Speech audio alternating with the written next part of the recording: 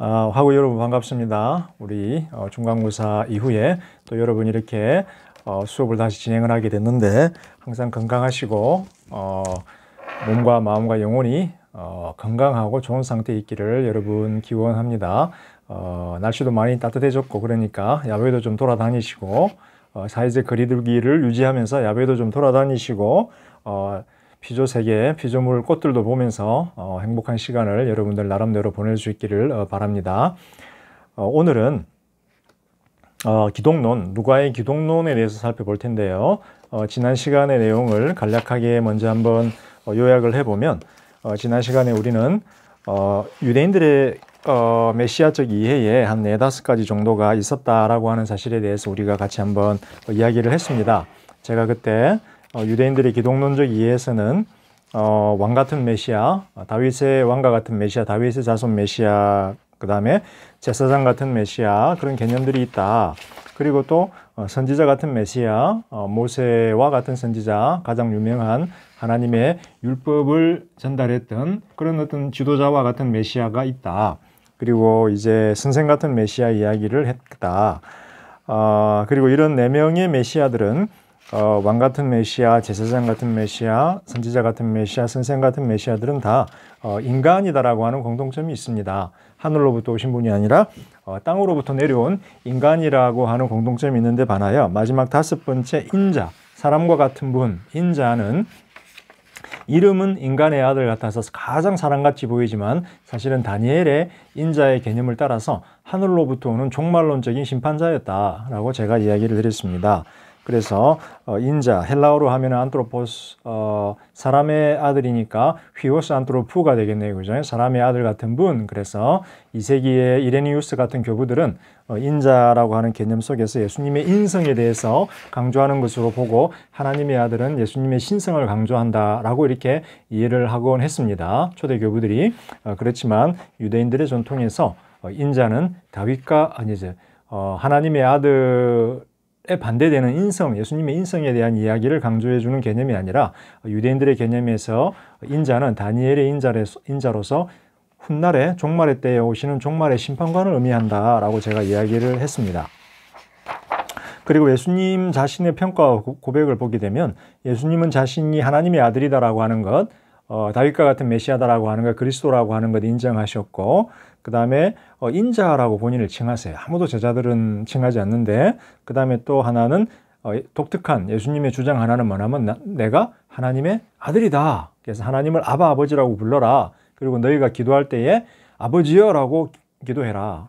그래서 그 당시 바리새인들을 포함한 유대인들은 하나님을 아버지라고 부르는데 그렇게 적극적이진 않았습니다. 유대인들의 개념 속에서 이스라엘 사람들은 본인들이 하나님의 자녀들이기 때문에 아버지이신 하나님을 아버지다라고 부를 수 있다라고 생각을 했지만 그들의 기도 어떤 행위에 있어서 하나님을 아버지다라고 부르는 것은 그렇게 빈번하지 않았습니다. 반면에 예수님의 전통을 보게 되면 기도할 때 하나님을 아버지라고 부르고 제자들에게도 하나님을 아버지라고 불러라. 그리고 기도할 때에 아버지 이름으로 아버지께 간청하면서 기도해라 라고 하는 장면이 등장을 합니다. 그래서 예수님 자신의 고백에서 그리고 초대교회 전통에서 예수님이 하나님의 아들이 되는 것, 단순히 메시아로서의 다윗과 같은 메시아로서의 입양된 아들을 뛰어넘어서 하나님의 친자, 하나님의 친자, 독생자 개념으로서의 아들이 되는 것, 이 사상은 굉장히 예수님 자신의 고백 중에서 중요한 이야기이고 초대교회에게 중요한 개념이었습니다. 왜? 아무도 인류의 역사에서 유대인들의 역사를 통틀어서 자신을 인류의 역사에서는 뭐 그런 사람이 있겠죠. 자기가 하나님의 아들이다, 신의 아들이다 주장한 사람이 있겠지만 유대인들의 전통에서 내가 바로 하나님의 아들이고 하나님의 나의 아버지다 라고 가족적인 관계를 주장할 수는 없었죠. 왜냐하면 그 주장은 자기가 바로 신이다라고 하나님이다라고 하는 주장을 하는 것이기 때문에 우상숭배의 죄에 걸려서 돌맞아 죽게 되는 그런 죄에 불과했기 때문입니다. 그런데 그와는 독특하게 예수님은 자신을 나는 하나님의 아들이다 라고 본인을 주장하셨고 그 다음에 우리가 복음서의 전통을 보게 되면 하나님께서도 직접 예수님이 나의 아들이다 라고 하는 것을 몇 번 증거를 하셨죠. 첫 번째, 예수님께서 세례를 받으실 때 하늘에서 이게 뭐죠? 이게 갈라지면서, 하늘이 갈라지면서 하나님의 음성이 들리죠. 이는 내 사랑하는 아들이니 너희가 다 그의 말을 듣고 순종해라. 그 다음에 예수님께서 변화산상에서 변화되신 다음에 마가복음 9장 구름 사이에서 하나님의 음성이 들리죠. 이는 내 사랑하는 아들이다. 그 다음에 이제 우리가 마태복음이나 누가복음을 보게 되면 예수님께서 탄생을 하실 때 마리아가 성령을 통해서 하나님의 영을 통해서 잉태를 하게 되죠. 그래서 하나님의 영은 하나님의 이 땅에서의 임재를 의미하기 때문에 하나님께서 예수님의 친부이시다, 아버지시다 라고 하는 사실에 대한 어떤 그런 복음서의 전통이 전해지고 있죠. 자, 그런 맥락 속에서 이제 우리는 기독론의 시작, 즉 오늘은 누가 사도행전의 기독론에 대해서 한번 이야기를 해보려고 합니다. 두 번째 시간인데요. 먼저 기독론의 시작, 여러분들 제가 이렇게 수업 핸드아웃을 간략하게 요약을 해서 블랙보드에 올려놨으니까 참고하시기 바라고요. 자, 먼저 기독론의 시작. 자, 유대인들이 메시아가 어떤 분이다, 그 다음에 이런 우리들이 메시아가 있다 라고 유대인들이 뭐라고 주장했든지 간에 예수님이 메시아다, 예수님이 하나님의 아들이다, 예수님이 인류를 구원하실 구원자다 라고 하는 어떤 기독론, 크리스찬들의 기독론은 두 가지에 의해서 발전을 했습니다. 그거는 뭐냐면은 예수님의 부활이라고 하는 것과 성령 체험이라는 거죠. 다시 말하면 예수님이 죽어버렸다, 십자가에 달려 죽고 부활하지 않았다면 어떻게 될까요? 예수님이 십자가에 죽고 부활하지 않았으면 다 제자들이 흩어졌겠죠. 흩어졌습니다. 그래서 N.T. 라이트 같은 학자들의 견해에 따르면 예수님 당시에 자신들이 메시아다라고 주장했던 어떤 그런 사람들이 이스라엘 땅에, 팔레스타인 땅에 한 1000여 명 정도가 있었던 걸로 추정이 됩니다. 그래서 뭐 유다, 그 다음에 뭐 사도행전에도 나오죠. 헤롯의 젖동생, 또 뭐 이런 사람들, 그 다음에 광야에서 온 선지자, 뭐 이런 사람, 또다 뭐 이런 사람들 1000여 명에 이르는 메시아, 자칭 메시아들이 등장을 했는데 다 로마인들에 의해서 처형을 당합니다. 그래서 한때는 광야에서 온 선지자 같은 경우는 새하늘과 새 땅, 새 출애굽이 자기를 통해서 이루어진다라고 주장을 했는데 3,000명, 5,000명에 이르는 사람들이 광야에서 그 사람을 맞이했고 로마인들에 대한 반역에 동참을 했죠. 근데 안타깝게도 이 1000여 명의 모든 자칭 메시아들은 다 로마인들에 의해서 붙잡히고 사형을 당하고 죽었습니다. 그 다음에 어떻게 됐을까요? 그 자칭 메시아들이 다 죽고 나서는 그들을 따르는 사람들이 다 뿔뿔이 흩어져 버렸습니다. 그러니까 1000여 명에 이르는 메시아와 그들을 추종하던 세력들이 다 흩어져 버리고 모든 것이 다 끝나버렸습니다. 그래서 만약 예수님께서도 십자가에 달려 죽고 처형했는데 그걸로 끝났다, 부활하지 않았다, 그러면 당연히 제자들은 흩어졌겠죠. 제자들도 흩어졌어요. 갈릴리로 흩어졌는데 제자들이 다시 모이게 된 것은 예수님이 부활해서 그들을 불러내고 만나고 교회를 시작하고 성령을 부어주셨기 때문이죠. 그죠? 그래서 만약 예수님이 부활하지 않았다 그러면 제자들은 흩어진 상태로 그대로 갔을 것이고 교회도 없었을 것이고 기독교도 없었을 것이고 예수운동도 일어나지 않았겠죠. 그래서 기독론의 가장 중요한 기본적인 전제는 뭐다? 예수님의 부활이 있었다라는 겁니다. 그래서 우리가 과학적으로 요즘 과학이 중요한 시대인데 과학적으로 예수님의 부활을 증거할 수 있느냐? 증거할 수 없어요. 어떻게 증거를 해요, 부활을? 부활을 증거하려면, 과학적으로 증거하려면 누군가를 부활시켜야 되는데 그 실험에 참석할 분도 없고 참석한다고 해서 부활이 보장되지를 않아요. 냉동은 가능해요. 잠깐 얼렸다가 이렇게 녹여서 다시 태어나기도 하고 생명이 태어나기도 하고 그러는데 세포들. 근데 부활은 불가능하죠. 과학적으로 증명할 수 없어요. 그렇지만 부활이 없었다면 예수님의 운동도 거기서 끝나버렸어야 되는데 무언가 기독교가 교회가 생겼다는 것은 부활을 증명할 수 없지만 부활이라고 하는 사건이 제자들의 어떤 경험 속에서 발생했다라는 거죠. 두 번째는 뭘까요? 두 번째는 예수님이 하늘로 올라갔죠. 죽고 부활한 다음에 하늘로 올라가 버려요. 그 다음에 올라가 버렸으면 거기서 또 운동이 끝나버릴 수도 있는데 올라간 다음에 성령을 보내주세요. 그래서 제자들이 오순절 성령을 체험을 했고 모든 제자들이 다 공통적으로 성령을 체험을 한 거죠. 그 성령의 체험 속에서 교회가 발전하고 예수님에 대한 이해가 발전한 거죠. 그래서 기독론이 발전하는데 예수에 대한 기독론이 발전하는데 제일 중요한 두 가지 요소는 부활과 생명 체험이다라고 할 수가 있겠죠. 물론 이제 거기에 더해서 예수가 기독론을 발전해서 중요한 것이 두 가지가 더 있는데, 그거는 뭐냐면 구약성서. 예수님을 이해하고 설명할 때 이 사람들이 구약성서를 통해서 설명을 하죠. 성경이었으니까. 그다음에 네 번째는 예수님의 전통, 제자들의 예수님 이해.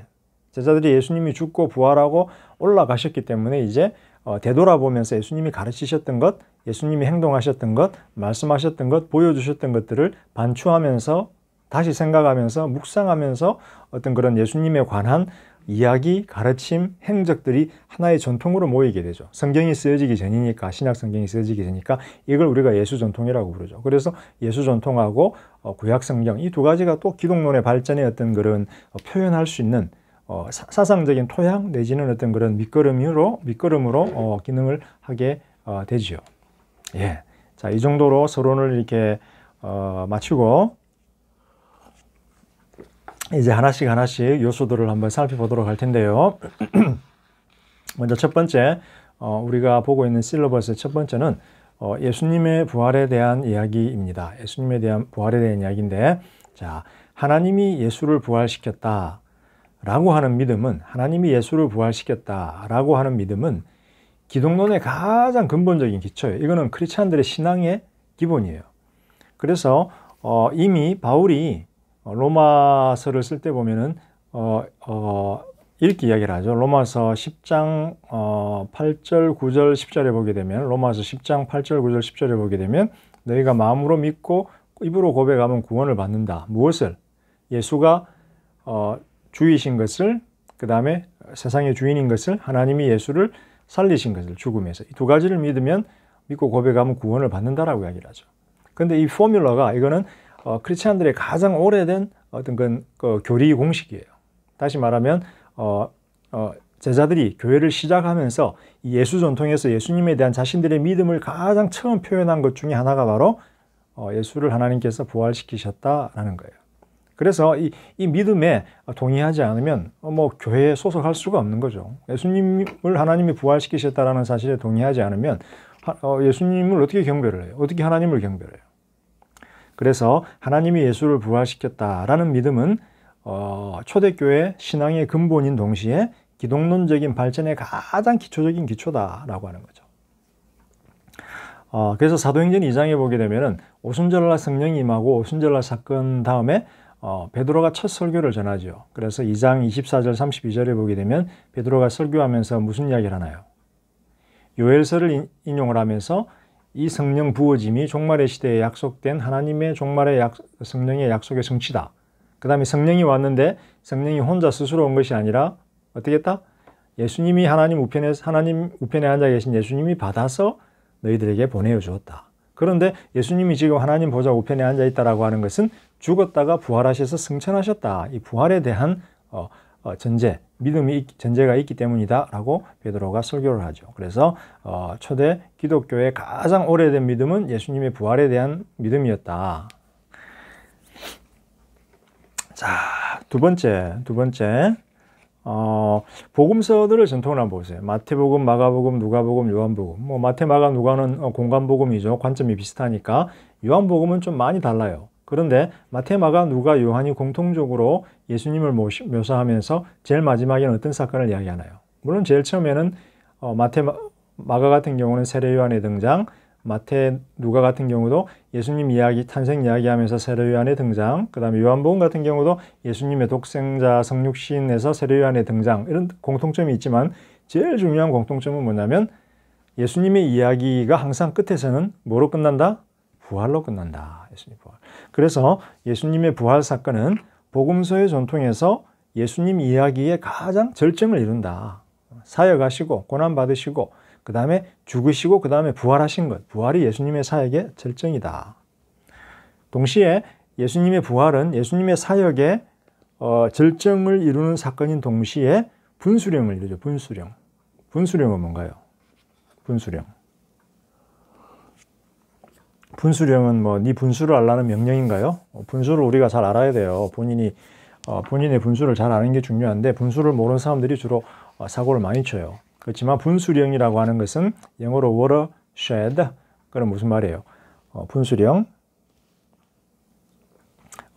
지리산에 가게 되면 강이 하나가 있는데 강을 따라서 왼쪽은 전라도, 오른쪽은 경상도예요. 근데 그 강을 따라 쭉 올라가면 지리산 꼭대기 쪽에서 샘이 하나가 나고 있는 거예요. 샘에서 물이 나서 쭉 산을 타고 내려오면서 강이 되는데 좌우가 갈라져 버리는 거예요. 이게 분수령이에요. 물이 나오는 이 자국을 따라서 좌우로 갈라지게 하는 것. 다시 말하면 예수님의 부활 사건 전후가 완전히 달라진다라는 거예요. 즉,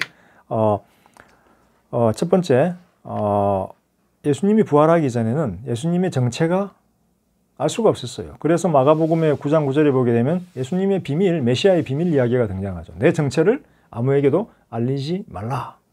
이순신은 자신의 죽음을 알리지 말라 그랬는데 예수님은 종종 내 비밀을 알리지 말라라고 했어요. 그런데 부활하신 다음에 어떻게 돼요? 이제 나에 대해서 복음을 전하고 내 복음을 전해라 되는 거예요. 분수령, 사건이 완전히 달라져 버리는 거예요. 예수님 부활 이후에. 그 다음에 요한복음 2장 22절에 보면은 이제 예수님의 부활 사건이 해석학적인 열쇠가 돼요.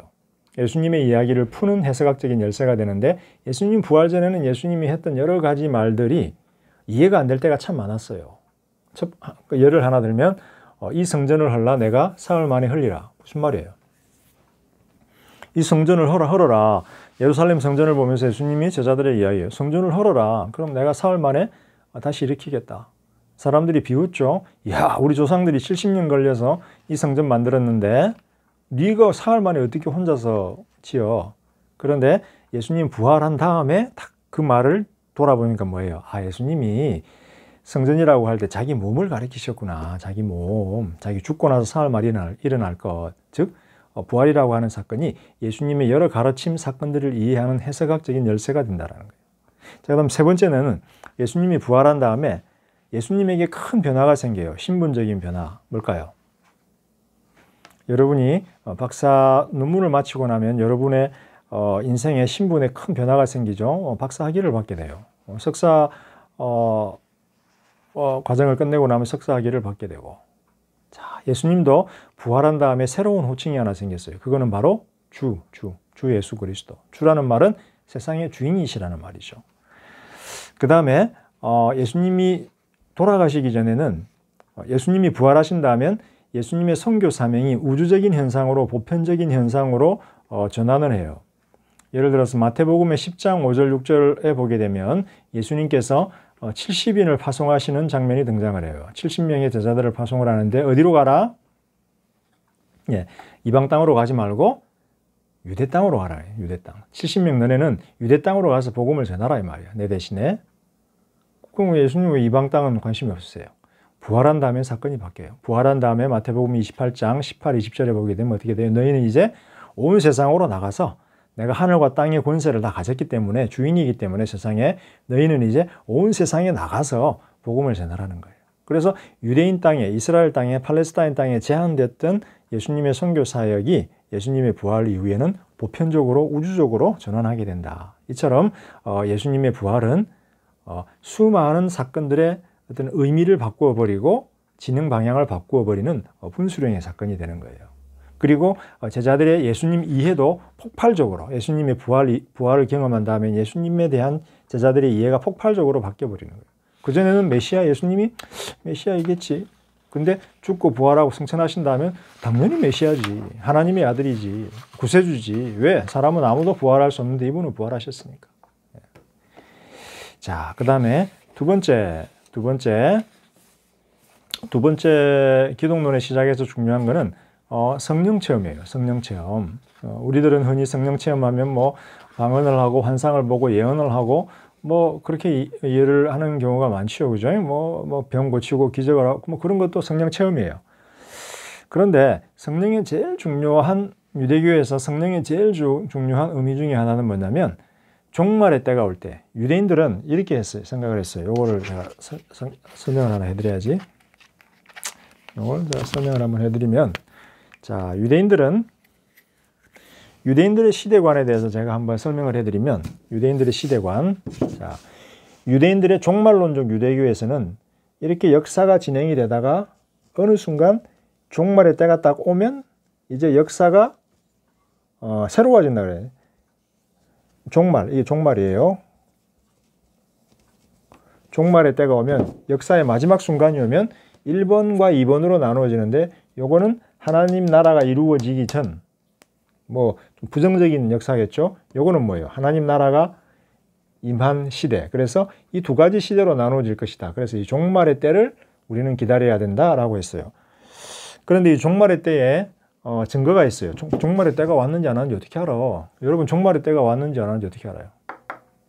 응? 뭐 누군가가 등장을 해야 될 거 아니에요. 여러분, 수업 시작했으면 수업 시작했는지 안 했는지 어떻게 알아요? 교수님이 등장해야 수업을 시작했는지 안 했는지 알 거 아니에요. 그래서 종말의 때에는 메시아가 등장을 해요. 종말의 메시아. 그 다음에 이 메시아가 부활을 할 것이고, 그 다음에 성령이 주어질 거예요. 종말에 성령이 주어질 거예요. 그래서 이런 것들이 종말의 표시였어요. 종말의 마지막에는 메시아가 올 것이다. 부활이 이루어질 것이다. 그 다음에 성령이 주어질 것이다. 그래서 이단 종파들을 보면 다 비슷한 이야기를 해요. 조금 있으면 종말의 마지막 때가 오는데 메시아가 등장한다. 누구? 신천지 이만희 혹은 뭐 문선명 뭐 이런 메시아. 자기들이 선생이 메시아다라는 거예요. 메시아가 이미 왔는데 예수님이. 조금 이따 재림하시겠지만, 그 다음에 부활, 이만희도 뭐 그러잖아요. 그죠? 조금 있으면 이만희의 육체에 그리스도의 영이 임하고, 우리 안에 그리스도의 영이 다 있어요. 지금 이 그리스도의 영이 우리 안에 다 있는데 무슨 그리스도의 영이 이만희의 몸에 가요? 아직 그리스도의 영이 이만희의 몸에 안 가 있으면 이만희는 회심자가 아닌 거예요. 모든 성도들 안에, 예수님께서 그랬잖아요. 너희 안에 성령이 오신다. 너희 안에 성령이. 우리 개개인 안에 또 우리들 모임 안에 성령이 오신다. 이미 성령을 모시고 사는데, 성령이 없으면 그리스도 하나님의 자녀가 될 수 없다 그랬잖아요. 그리스도를 믿는 사람은 다 성령을 받는다라고 했잖아요. 성령이 없으면 하나님의 자녀가 아니라 그랬는데. 그래서 성령은, 자, 메시아가 왔어요. 예수님 왔어요. 예수님 부활했어요. 그 다음에 성령은 왔는데 우리가 체험할 수 있는 건 뭐예요? 우리가 체험할 수 있는 건 이분이에요. 이분. 요거는 우리가 지금 안타깝게도 직접적으로 볼 수는 없어요. 그런데 성령은 우리가 계속 체험하는 거예요. 그래서 성령 체험이라고 하는 것은, 아, 우리가 지금 종말의 때를 살아가는구나 라고 하는 것을 알 수 있는 가장 중요한 표시가 바로 성령 체험인 거예요. 시간이 23분인데, 자, 여기서 성령 체험을 조금만 이야기를 더 하고 나서 제가 일단 갈라디아서 3장 1절에서 5절까지를 한번 읽어보세요. 잠깐 여러분들이 이 비디오를 멈춘 다음에 갈라디아서 3장 1절에서 5절까지를 잠깐 읽어보세요. 자, 돌아오셨죠? 거기 보면 바울이 갈라디아인들에게 이렇게 이야기해요. 너희가 믿을 때에 성령을 받은 것은 율법의 일을 통해서냐 믿음을 통해서냐. 자, 너희들의 율법의 일들을 통해서냐 믿음을 통해서냐라고 갈라디아인들을 도전하면서 너희가 성령을 받은 것은 이라고 이야기해요. 만약에 갈라디아인들 중에 내가 성령 받았는지 모르겠는데 성령 받았나? 의심한다면 이 논리가 서지 않는 거예요. 다 받았기 때문에 너희가 성령을 받은 것은 이라고 이야기를 하는 거예요. 다시 말하면 성령의 경험은 모든 성도들의 공통된 기반을 경험을 이루고 있었다라는 거예요. 모든 성도들의 공통된 경험이 바로 성령이었다. 그럼 두 번째, 세례요한 복음서에 전통해 보면 항상 시작에는 세례요한이 등장을 한다. 근데 세례요한이 예수님에 대해서 증거를 하면서 나보다 뒤에 오시는 분은 나보다 위대하시고 훌륭하시다. 왜? 그분은 나는 물로 세례를 주지만 그분은 성령으로 세례를 주실 것이기 때문에. 성령으로 세례를 주실 것이기 때문에. 그 다음에 예수님이 부활하고 승천하신 다음에 교회가 시작을 하는데, 교회가 시작하기 위해서는 어떤 일이 발생해야 했다? 오순절에 성령 부어짐이 와야 했다. 성령이 예수를 통해서 역사를 했지만 이제 하늘에서 땅으로 보편적으로 내려와서 모든 성도들에게 보편적으로 임하는 것. 종말의 때의 표시죠. 그죠? 그 종말론적인 표시로서의 성도들의 안에서 내주하는 성령의 오심, 오순절 사건이 선행해야 됐다. 교회의 시작에.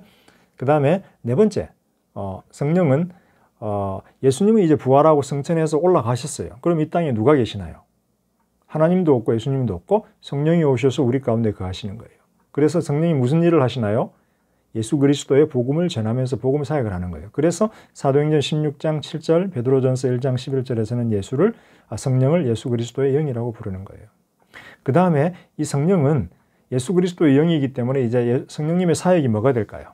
예수 그리스도를 증거하는 증인의 사역이 되는 거죠. 본인이 예수 그리스도를 전할 뿐만 아니라 예수 그리스도를 전하는 제자들을 통해서 복음을 전해 가시는 거죠. 그래서 사도행전 5장 32절에 보면 성령이 어떤 그 예수님에 대한 증거가 등장을 하죠.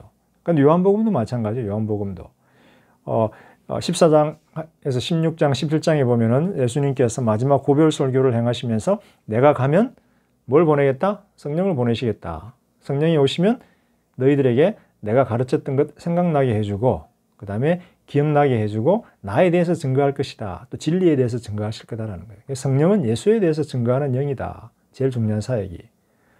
방언도 중요하고 예언도 중요하고 치료도 중요하지만 성령의 제일 중요한 사역은 예수님의 증인으로서의 예수 그리스도의 영으로서의 사역이다라는 거예요.